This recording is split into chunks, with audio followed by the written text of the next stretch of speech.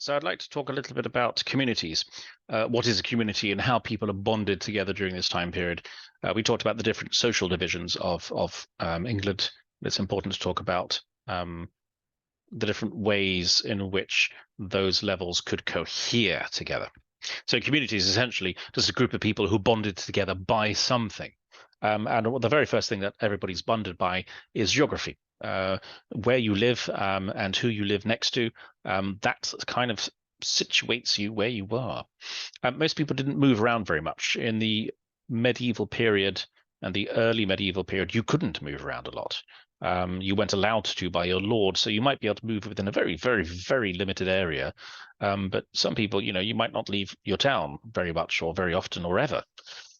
So most people, as we said, lived in the countryside, and you lived with a group of people who you probably lived with until you died. Now, where you were might be slightly more complicated. While people may have some concept that they lived in a place called England, even going out of your county, people used to talk about going outside of the county. They talk about going outside of the country. In other words, it was kind of a big thing to do this. But it's important to note that people really had very little idea about what they were supposed to be doing and where they were situated in that doing. So what I'm going to do is I'm going to share a sort of a little picture here of a screen of a map. And that map, as you can see, really doesn't look like anything that you and I may be sort of very familiar with. It's a map that doesn't look like anything that we know of, although you can understand there are some proto elements of normal map making in here. You can understand that there are rivers. You can understand that there are potentially towns and seas and islands, but it doesn't look like anything that we are sort of very familiar with. We have maps from we have maps going back to the Greeks, but the question is exactly how useful are they? Here's another one. Let me see if I can find you another one. There, I hope, is another map.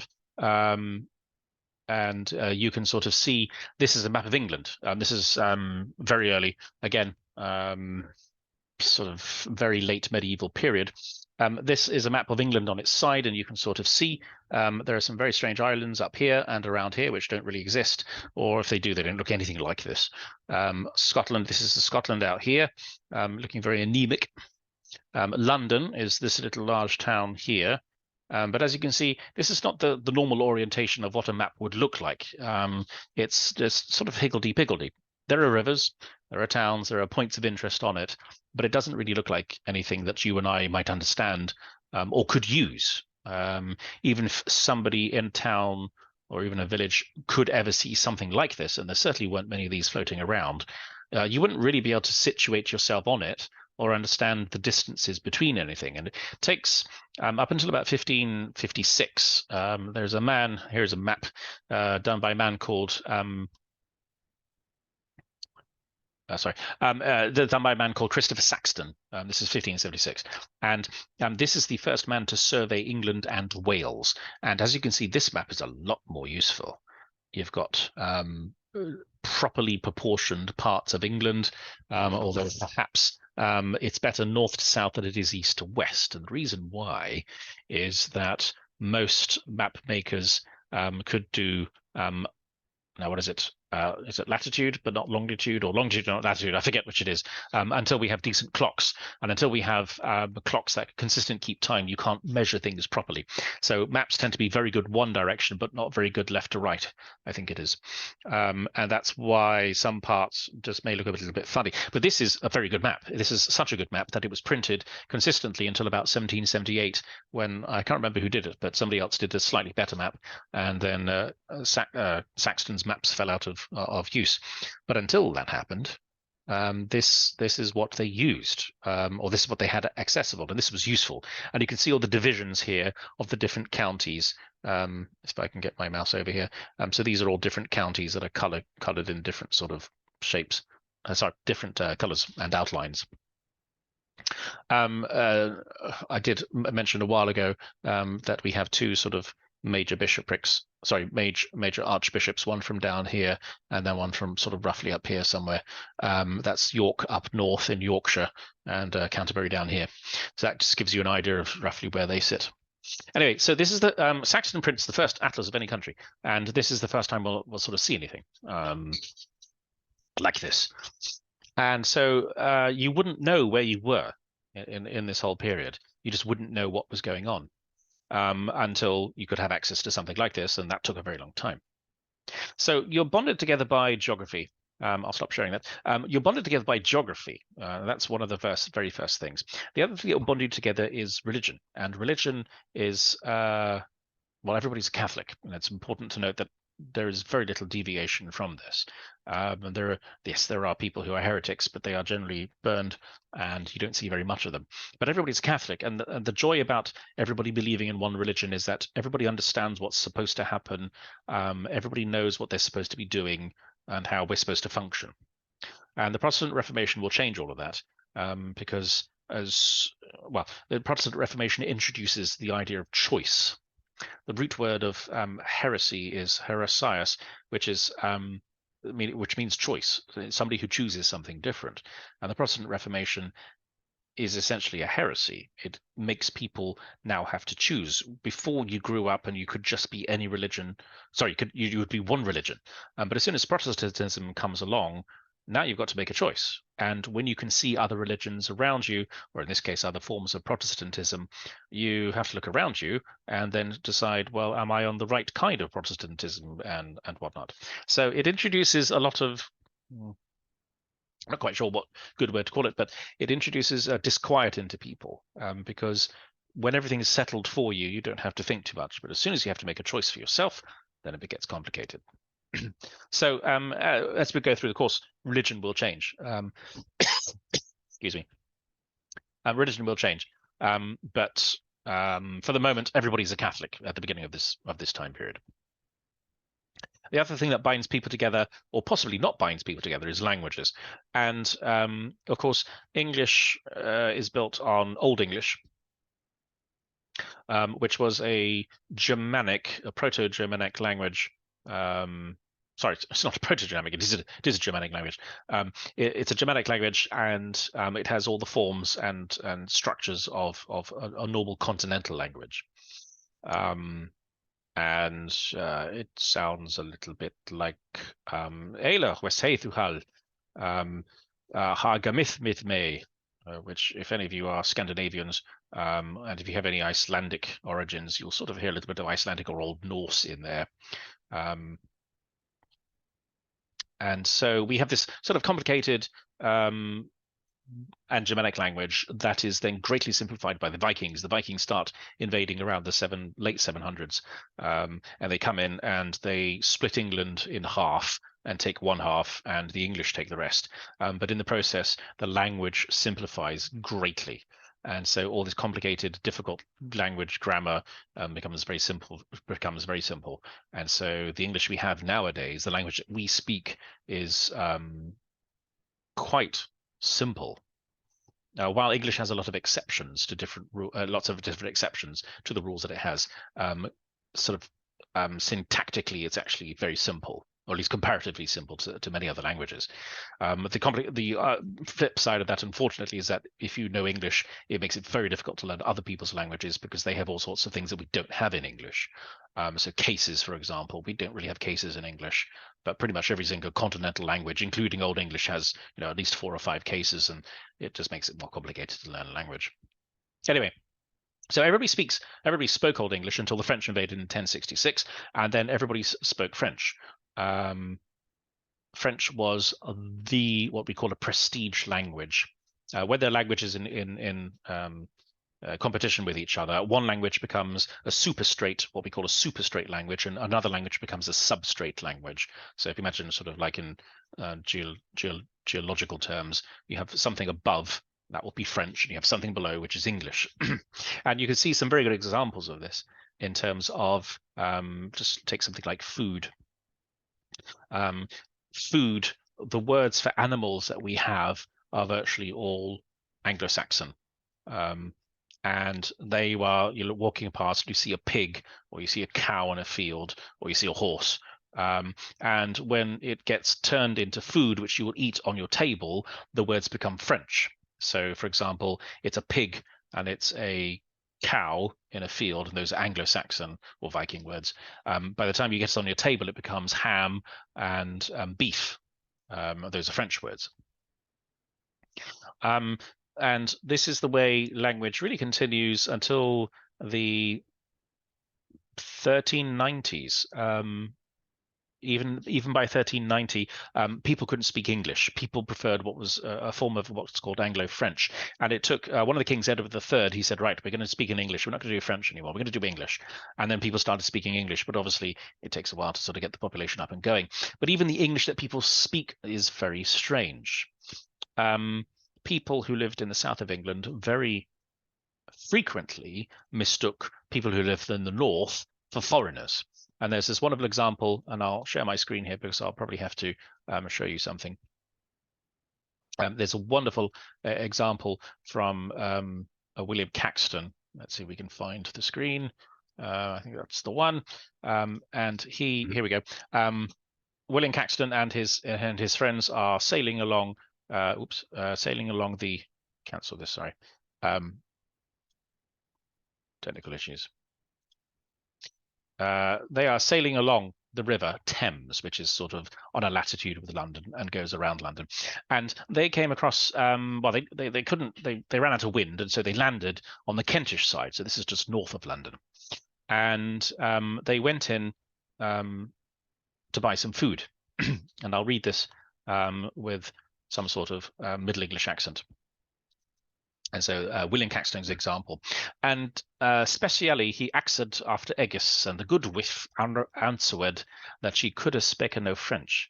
And the merchant was angry if he also could have spoken no French, but would have had Eggis, and she understood him not.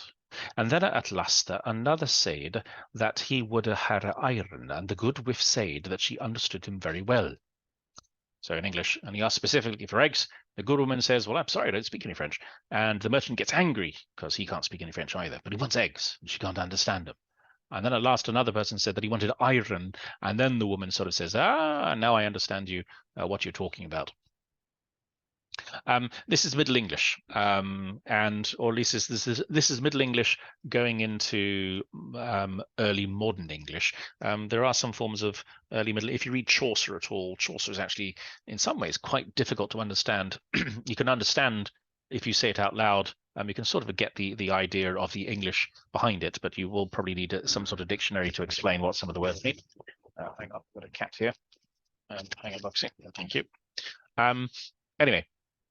So Middle English is the language that everybody starts to speak, and it's also what we would call a very direct language. I've got an example. Sorry, I've got an example over here. Here's a lovely phrase. "Y blessed be thy brecha and every stone," which is a wonderful phrase, which means your breeches and your very balls be blessed. This is a compliment. So English is kind of a weird language. Kind of interestingly, all swear words, all the swear words which we use nowadays are all Anglo-Saxon in origin. After the French invasion, they start using pretty words. But pretty much most of our swear words or naughty words for body parts are almost invariably Anglo-Saxon. And the polite words are all Latin or French in origin.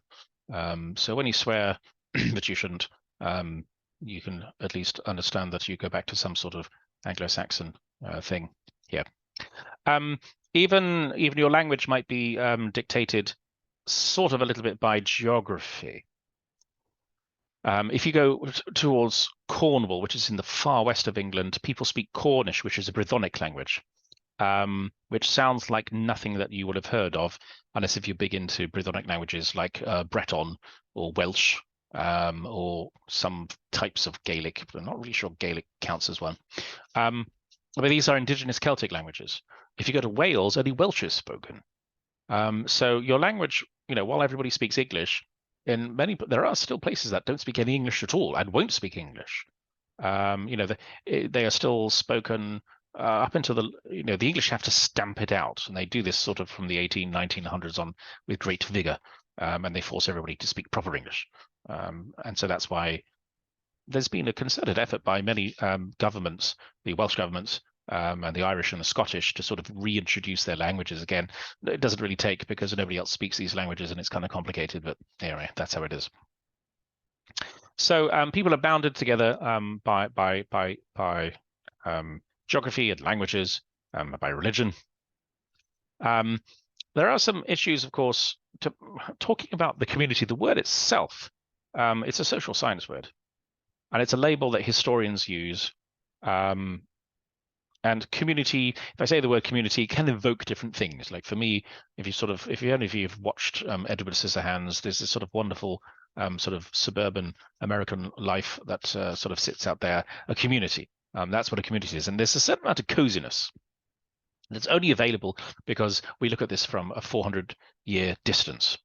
And it really depends on the historian. Some will call it cozy. I came across a historian whose name I unfortunately didn't register, but he said that that a community was, quote, a place filled with malice and hatred, its only unifying bond being the occasional episode of mass hysteria which temporarily bound together the majority in order to harry and persecute the local witch.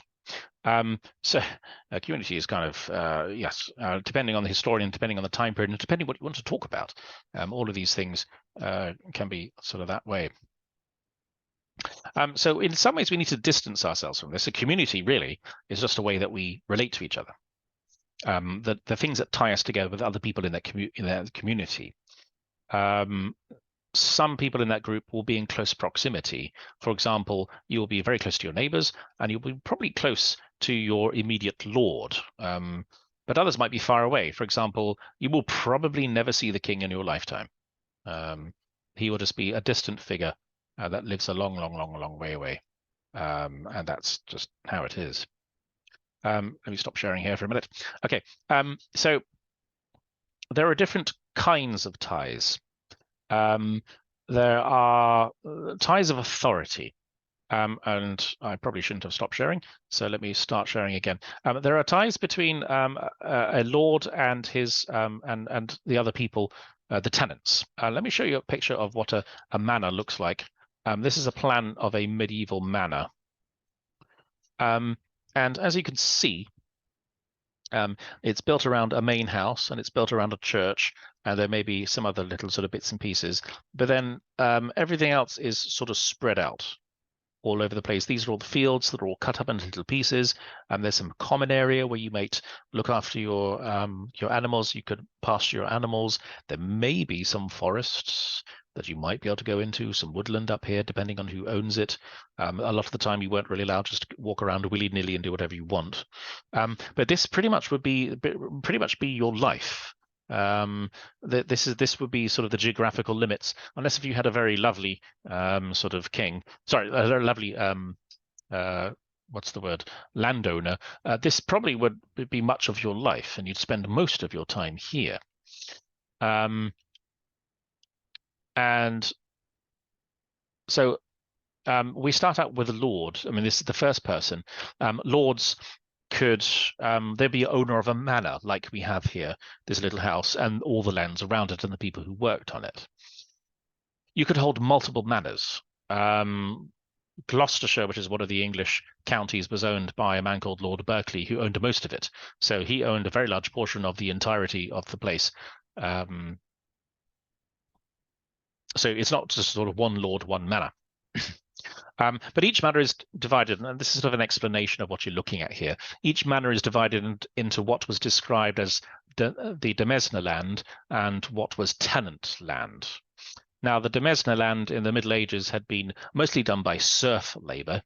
That's to say, slaves, well, not slaves, people who aren't particularly free.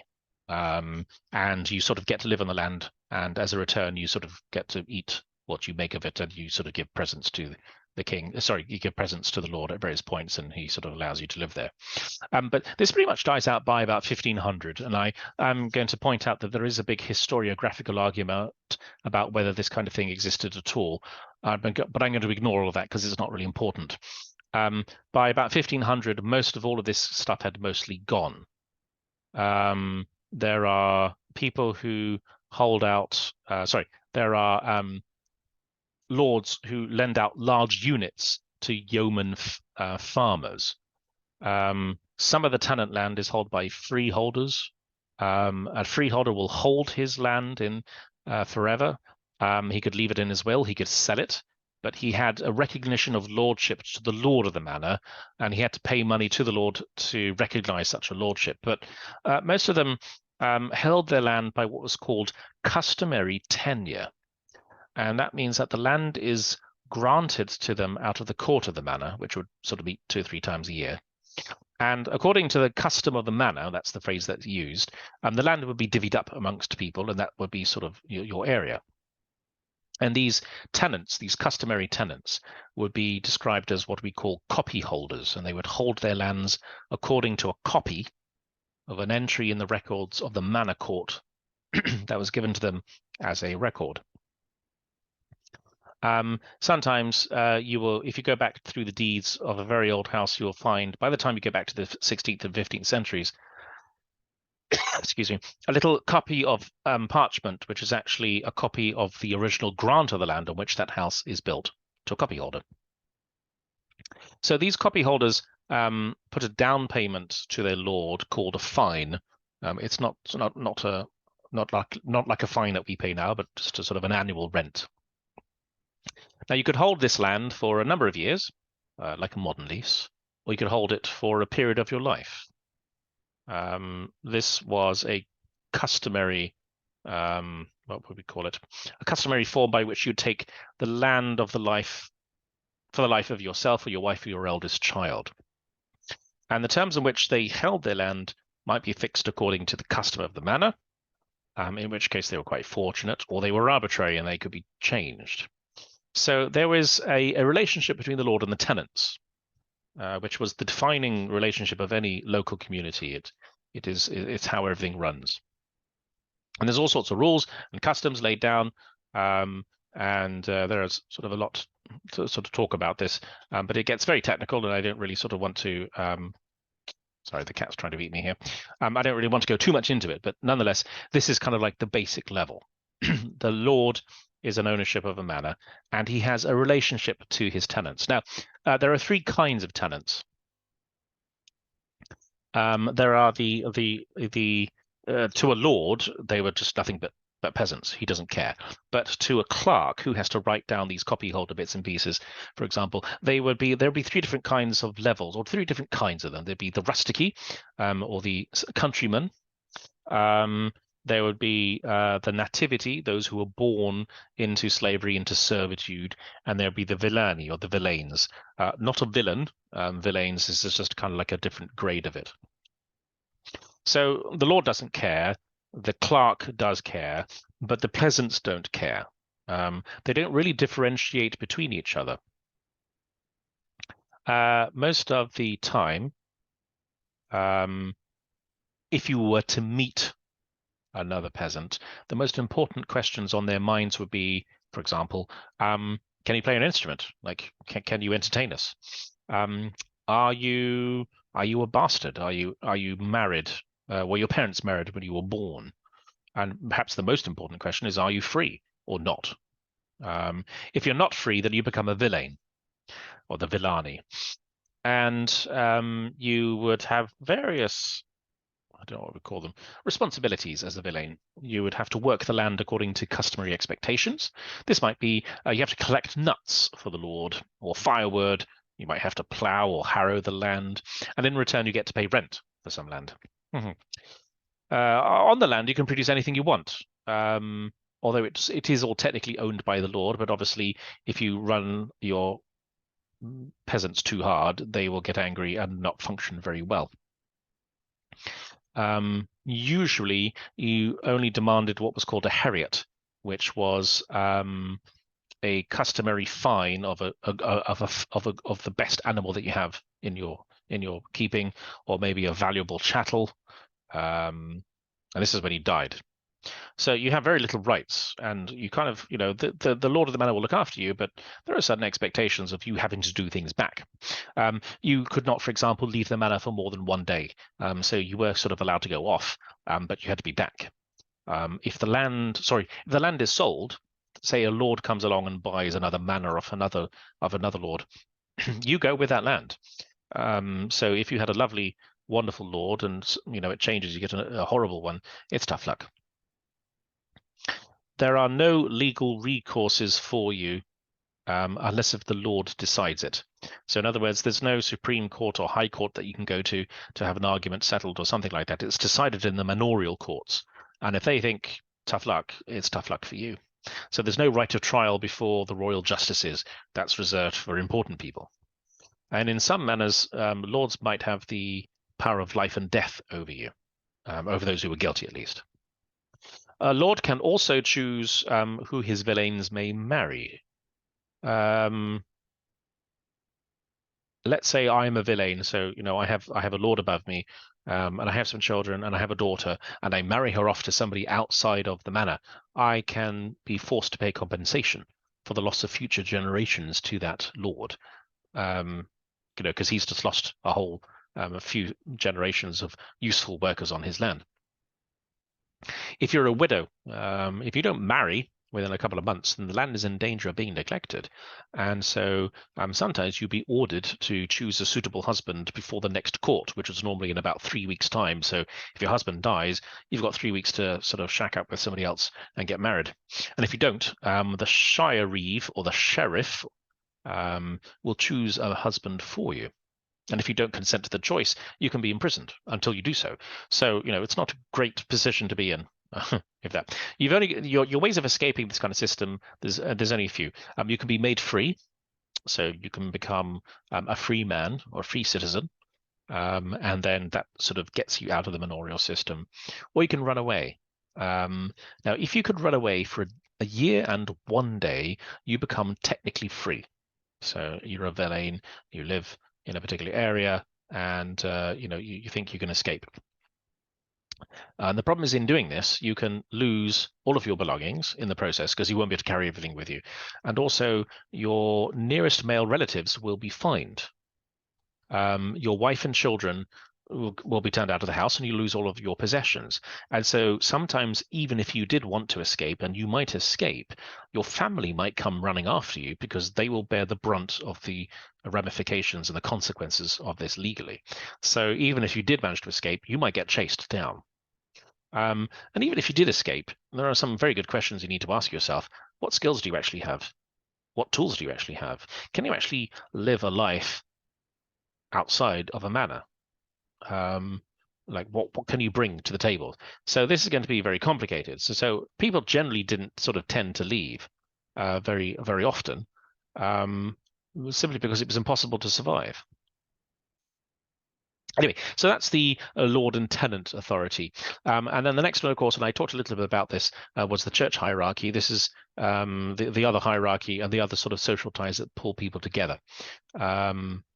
There are different kinds. This is the church, the different levels. As I said, I think in an earlier lecture, archbishops are appointed by Rome.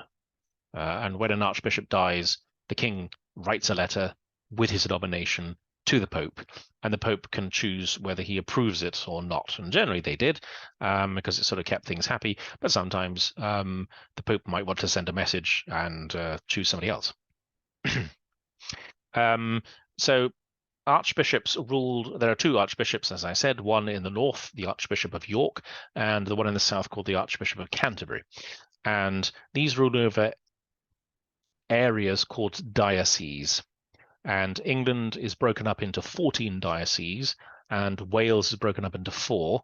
And the Archbishop of Canterbury looks after these 14 and 4 dioceses, so 18 dioceses in total. York only has 3 dioceses, but the two of them kind of still hold equal power to each other.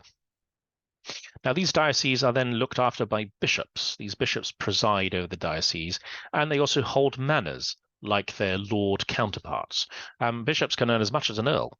You can earn £3,000 a year at the top end, which is an incredible amount of money, or £400 at the bottom end. Still, a decent amount of money. Under bishops come the secular clergy and the regular clergy. Secular clergy are the people who live in the world. So if you're walking down the street and you find a monk, then he's a secular clergy because he is outside doing something.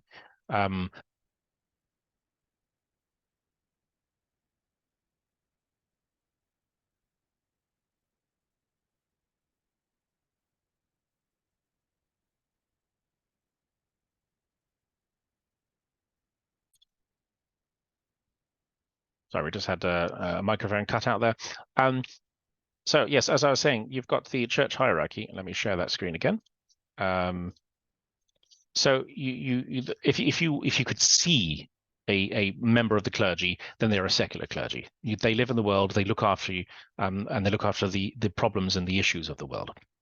Regular clergy are those who withdraw from the world. So if you sort of think of monasteries and nunneries and monastic orders and abbeys and priories, these are the people. These are what we call regular clergy. There are a couple of monastical orders, the Benedictines, the Cistercians, the Carthusians. There are regular canons called the Augustinians. There are military orders, such as the Order of the Temple or the Hospital of St. John of Jerusalem. And then there are what are called mendicant orders, people like the Dominicans or the Franciscans or the Carmelites. So these are all the people you're likely to encounter in your sort of in your daily life, so to speak. And as I said, each bishop presides over a diocese, and each diocese is then sort of split up into different parishes. These are ecclesiastical divisions with a church at the center of the community. And it's important to know that everybody is kind of invested in their community. People put their own money into beautifying them. So people will leave money when they die in their will to sort of make some part of the church better or nicer or prettier or something. But it's also a big social place. It's a big social meeting area. Markets are held in churches, celebrations, births, deaths, and marriages, or hatches, matches, and dispatches, as it's commonly known. And there are also many guilds that arise out of these religious parishes. Sometimes there are guilds for the whole community, sometimes just for particular sections. For example, associations for women or associations for the young, associations for those in a particular manner. People who looked after, for example, the altar in the church. They prayed for one another. They looked after one another. It was a period with a very floweringly elaborate, ritualistic, and festive life. And many of the great traditional seasonal festivals, which are recorded in early 16th century England, actually emerged in the course of this relatively prosperous late medieval period. So religion is something that really ties everybody together. But that's your sort of your tie there. Now, there are also neighborly ties. Neighbor, of course, is an Anglo-Saxon word meaning a near dweller. People lived very close in proximity to one another in very small communities, and these are your peeps, right? The neighborhood is the primary group. People know each other very well. They get very involved in each other's business, and you can sort of see this when they are called to give evidence in court. Households interpenetrate each other in many ways, borrowing money, giving things to you. And it's not just sort of like the cup of sugar or something that you're missing. There's all sorts of small scale buying and selling. And we find these in the records. Neighbors will arbitrate in quarrels. They'll look after each other's children. They'll visit each other when they're sick. They will gossip, give advice, look after their children. They will tell each other off. A historian by the name of Christopher Dyer did a series of a study of the wills of 15 families in a region, in a village. And he found that of the 15 families, some of them were linked to as many of 7 others of those families by ties of debit and credit, of being a godparent, witnessing wills, leaving things to each other's wills. And so this is a period, of course, where there is a requirement to rely on other people because there's no sort of social care for you. Nowadays, of course, when you retire, you get well, you have a pension, and the state looks after you. There's no state intervention at this point, really. You had to rely on other people, and so you would help out your neighbors because you might need a favor one day to do this. So there's a kind of social insurance. If you got married, you would need to get money, obviously, to set up house. So the village might hold some sort of bride ale, what's called a bride ale, where you would brew ale in a barrel, and you would sell it, and then the proceeds would be given to a new couple. Or maybe you're going through a tough period, or your cow died or something. They might have what's called a help ale, where they would again brew a barrel of ale and then sell it to everybody, and then the proceeds would be given to you to sort of help you along. There's one record from the late 16th century about a woman precisely who did this. Her cow died, and they provided her with a new animal, which is very important to her family economy. So people lived close to each other, and they helped each other, and they looked after each other. But they also got up each other's noses a lot. So there's lots of things going on. So there are sort of your physical neighbors, and then I talked about associations and guilds, and this is maybe the last kind of social ties that might have pulled people together. Guilds vary in number, and it really depends on the city and what kinds of commerce are taking place in there. For example, the city of York has 64. Carlisle, which is also in the north, but in the northwest, has 8. It depends on the urban economy, and it depends on their functions, but it's all essentially the same. Guilds had a number of functions. They did trade functions. They controlled who could buy and sell. So if you were a tradesman and you wanted to sell something, if you were not part of the guild that made those things, you could not sell them. Or if you did, the guild might impose some sort of tax on you to do this, or it might just ban you completely. And there are many things that you could charge fees on.